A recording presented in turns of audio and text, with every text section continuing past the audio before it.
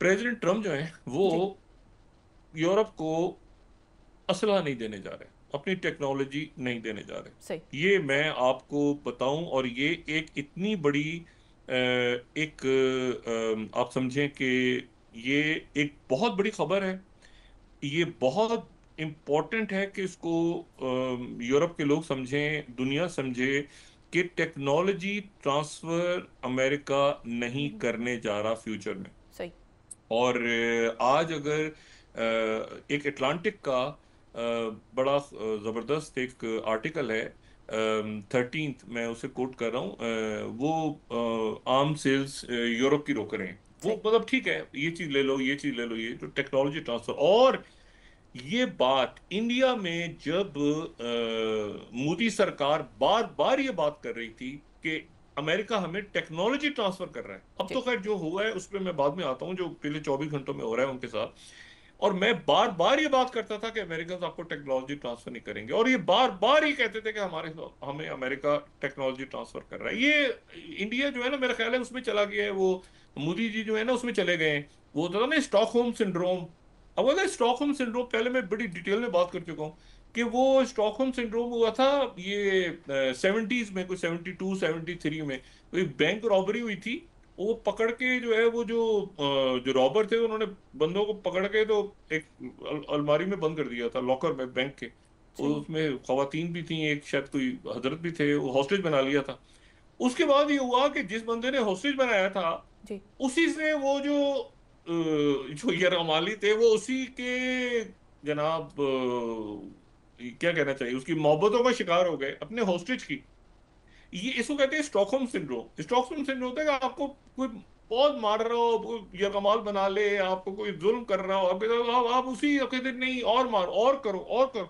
ये एक एक जहनी एक बीमारी है जिसको स्टॉकहोम सिंड्रोम कहते हैं। सही। अब ये जनाब और फिर इसमें लंदन सिंड्रोम भी आता है, साइकेट्रीज में एक और भी आता है, वो लीमा सिंड्रोम, और ये सारे कर होता ही है कि जो जो मैंने आपको बताया ना, जो आपको जितने ज्यादा आपकी फैंटी लगा रहा होता है, आप उसी के इश्क में मुब्तला होते हैं, और वो एक स्टॉकहोम सिंड्रोम में है अभी तक। इसी तरह के कई यूरोप के मुल्क भी स्टॉकहोम सिंड्रोम में। उनको ये समझ नहीं आ रही कि ये एक दुनिया जो है, ये मल्टीपोलर दुनिया है। इस दुनिया में नए ब्लॉक्स बन रहे हैं, नई दोस्तियां हो रही हैं, नए ताल्लुकात, रीसेट हो रहा है पूरा सिस्टम, ग्लोबल ऑर्डर रीसेट, लफ्ज हो रहा है रीसेट, रीसेट। यानी तो सेट है, दोबारा सेट हो रहा है। जी। उसकी अल्टीमेट शक्ल क्या होगी? मैं साल साल से इसके ऊपर बात कर रहा हूं कि पूरा सिस्टम गिरेगा, और जिस सिस्टम गिरेगा तो पाकिस्तान का सिस्टम भी गिर जाएगा। ये भी मैं बताऊं आपको। सही। जमहूरियत रहेगी, सिस्टम। जमहूरियत रहेगी। ये जी। सिस्टम जिस शक्ल में काम कर रहा है ना अभी, ये आहिस्ता आहिस्ता आहिस्ता ऑटो करेक्ट करेगा अपने आप को दुनिया के हालात के लिहाज से। आज ये आपके सामने आ रही ना खबरें कि पाकिस्तान में रेमिटेंसीज कैसे आएंगी, सऊदी जी। अरेबिया का सिस्टम लगेगा ग्रेजुअली, लोग जो एफबीआर में आगे पीछे, ठीक है, ये सिस्टम, ये है सिस्टम।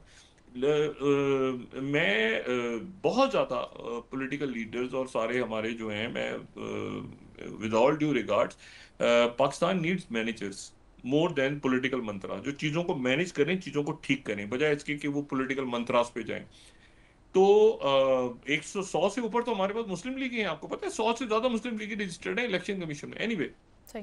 तो जो है ना, मैनेज चीजों को, मैनेज फॉरेन पॉलिसी कैसे देखनी है। और इस वक्त अल्लाह का शुक्र है कि मैं वही कि जब ये रीसेट हो रहा है, ग्लोबल रीसेट, तो पाकिस्तान फोर फ्रंट पे है। यानी कुछ होता है ना, चंद टीमें जो आगे खेल रही होती हैं फोर फ्रंट पे, उनमें पाकिस्तान है अल्हम्दुलिल्लाह। डिप्लोमेटिकली कली भी, और मिलिट्री, जो मिलिट्री डिप्लोमेसी भी तो हिस्सा है ना उसका, जी। डिप्लोमेसी का एक हिस्सा तो मिलिट्री डिप्लोमेसी, स्ट्रेटेजिक ताल्लुकात क्या होते हैं, यही होते हैं ना मिलिट्री के साथ आपके। तो उसमें पाकिस्तान फोर्थ फ्रंट पे खेल रहा है। सही। अच्छा, अब आप आ जाएं तो ये जो है वो एक तो ताइवान अंडर द बस चला गया, ठीक है। सही। एक ये है कि चाइना को, वो चाइना उनको टेक्नोलॉजी नहीं देगा, अमेरिकन यूरोप को टेक्नोलॉजी नहीं देंगे। ये बड़ी इंपॉर्टेंट बात है। वो ठीक है जी, आप चैट जीपीटी हम भी यूज कर रहे हैं, जी। वो इंडिया भी यूज कर रहा है, लेकिन क्या जो है वो उनकी, वो मिस्टल क्यों नहीं उठ सका? यूरोप से मिस्टल भी तो आया है ना, एक जी। एलएलएम। तो मिस्टल तो नहीं उठ सका। तो क्लाउड उठा, उसके बाद जेमिनाई है, उसके बाद ये ओपन एआई है, उसके बाद बाकी सारे आ रहे हैं, लेकिन ये है कि मिस्टल यूरोप का नहीं उठ सका। हालांकि कितना बड़ा यूरोप है, जबरदस्त वहां पे लोग हैं सारे। तो टेक्नोलॉजी जो है ना, इसी तरह से आप चाइना में देखें, डीप सी चाइना का तो कहां से कहां पर उनके टिकटॉक के ऊपर उन्होंने चने चबा दिए, बाकी तो छोड़ दें आप, सिर्फ टिकटॉक के ऊपर उन्होंने चने चबाए हुए हैं अमेरिकन।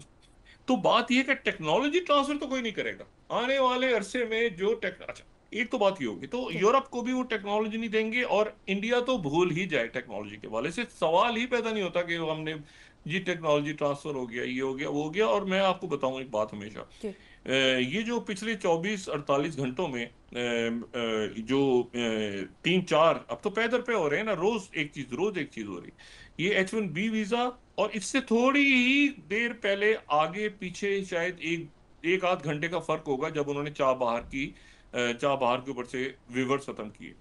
ये दोनों बातें, ये मोदी जी रिस्पॉन्सिबल हैं कि अपने लोगों को ये बताएं। इससे ये देखें, 2003 में उस वक्त थे अटल बिहारी वाजपेयी। सही। उस वक्त वो जो है वो भारत के वजीर आजम थे, अटल बिहारी बिहारी वाजपेयी साहब, जब ये मुआहदा दस्तखत हुआ था। उसके बाद ये जो चाबहार का था, ये जी मोदी जी के दौर का नहीं है, ये 2003 में बातचीत हुई थी। अच्छा, जी बात क्या हो रही थी उस वक्त 2003 में? जी पाकिस्तान एक प्रेशर में चारों तरफ से, ठीक है ना, उधर से अब जो है अफगानिस्तान के अंदर सारी फौजें कूद कूद गई थी, नॉर्दर्न अलायंस इंडिया उसको सपोर्ट कर रहा था, इधर से वो दहशतगर्दी पाकिस्तान में स्टार्ट हो गई थी इधर, और उधर से इन्होंने फौजें लाके बिठा दी थी अपनी, हमारी मैं तो एक एक मतलब दिन मुझे याद है, पार्लियामेंट में कोई दहशतगर्दी हुई थी क्या, उसके बाद कई महीने तक एक फौज इन्होंने यहाँ लाके बिठा दी थी, एक फौज यहाँ बिठा दी थी लाके, तो ये जो पूरा अरसा था, इस दौरान जब पाकिस्तान पे एक्सट्रीम प्रेशर था, तो उस वक्त फिर ये इन्होंने डील साइन की। और देखें, ये हमेशा मैं बात कहता हूँ ना कि अल्लाह इज द प्लानर, जी अल्लाह ताला बिल्कुल की सही। जो जात है, वो ही इज द बेस्ट प्लानर, वो प्लान करती है, हम कुछ भी नहीं है कि हम प्लान किसी भी चीज को, हम अपनी जिंदगी को सांस ये नहीं कि सांस ये कि इनहेल करके तो पता नहीं एक्सहेल भी करने के हम काबिल होते हैं कि नहीं। ये उस वक्त ये था कि जी पाकिस्तान तो साइन ऑफ कर दिया ना यार, वो तो कंबोडिया बनेगा, मैंने खुद अपने कानों से ही जुमले सुने, मैं इसको बहुत दफा दोहरा चुका हूँ। जी तो ऐसा है कि इसको बाईपास करते हुए, यहाँ तो पता नहीं क्या होना है क्या नहीं होना, तो हम इसको बाईपास करते हुए वो कंधाला की जो गुजरात की है, तो उससे हम ये कनेक्ट करेंगे चाबहार को, और चाबहार के साथ फिर हम अफगानिस्तान, कोई इशू नहीं है यहाँ से। हाँ, और उस वक्त ईरान में मैंने एक, जाहिर है कि इराक और फिर मैं ईरान भी गया था, और मैं इस पे शायद कुछ आगे आने वाले दिनों में बात भी करूं, तो मैंने वहाँ पे बड़ी अच्छी, उनकी बड़े अच्छे दोस्त हैं वहाँ पे, अहबाब हैं, तो अली लरीजानी साहब के साथ एक मुलाकात मुझे याद है आज तक, उस स्पीकर थे, तो अली लरीजानी साहब से मैं बात कर रहा था, तो मैं तो उस वक्त, लेकिन ये कि चूंकि इराक में वो अहमद शलबी और ये सारा ग्रुप बड़ा एक्टिवली यहाँ से, तो मैं उनसे, मतलब मैं थोड़ा सा वो हो रहा था कि जी आप, पाकिस्तान आपके साथ है, तो आप इस वक्त इंडिया के साथ, मतलब ठीक है, इट्स ओके, लेकिन आप यकीन करें कि एक मुश्किल दौर था। सही। आज दोबारा हम उस दौर से निकल गए, अब आगे आ जाए भाई 2016 में, अब ये गए जनाब मोदी जी, 2016, जी ठीक है, 2016 में ईरान का दौरा किया, वहां जाके कौन खड़ा है साथ? अशरफ गनी खड़ा है, सही। साथ खड़े हैं जनाब ये अपना मोदी जी, ईरान में, और सही। जाके वहां कह रहे हैं कि 500 मिलियन की हम जो है वो कर रहे हैं, हम मुआहदा कर रहे हैं आपका, और ये कर रहे हैं हम मुआहदा इसलिए कि चाबहार हमारे, तो चाबहार स्ट्रेटेजिकली, जो मैंने कल भी बात की थी कि इंटरनेशनल नॉर्थ साउथ कॉरिडोर पहले गर्क किया अमेरिका ने, ठीक है, और उसके चंद घंटों के बाद ही जो है वो उन्होंने इसको खत्म किया, जो कि ये है H1B वीजा। वीज़ा। अच्छा, H1B वीजा जो है, ये जहन में रखें कि H1B वीजा जो है वो सबसे ज्यादा इंडिया, मुझे नहीं पता कि इन्होंने कैसे क्यों, ये तो बड़े दिनों से इशू चल रहा था, बड़े जी दिनों से इशू चल रहा था H1B वीजा का, और ये तो देखिए, मैं इस बात को, मैं इतने जबरदस्त उनकी टेक्नोलॉजी के लोग हैं जो इंडिया में हैं, जी और वो बहुत बहुत उनके बच्चे पढ़ते हैं, मेहनत करते हैं, बहुत जबरदस्त उनका जो टेक्निकल जो टेक माइंड है उनका बड़ा जबरदस्त है।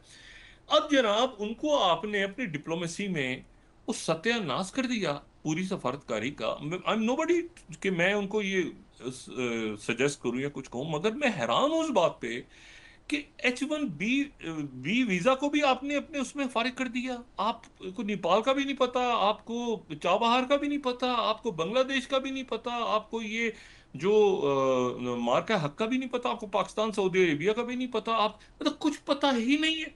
अब वो H1B वीजा का आपको पहले आपकी तरफ से खबर आनी चाहिए थी कि वो क्या अनाउंस कर रहे हैं। आपकी आपकी एम्बेसी बैठी है, फॉरेन ऑफिस में, वो 24 घंटे का उन्होंने नोटिस दिया है अमेरिकन ने कि 24 घंटों में जो जहां पे है वो 24 घंटों में पहुंच जाए अमेरिका वापस।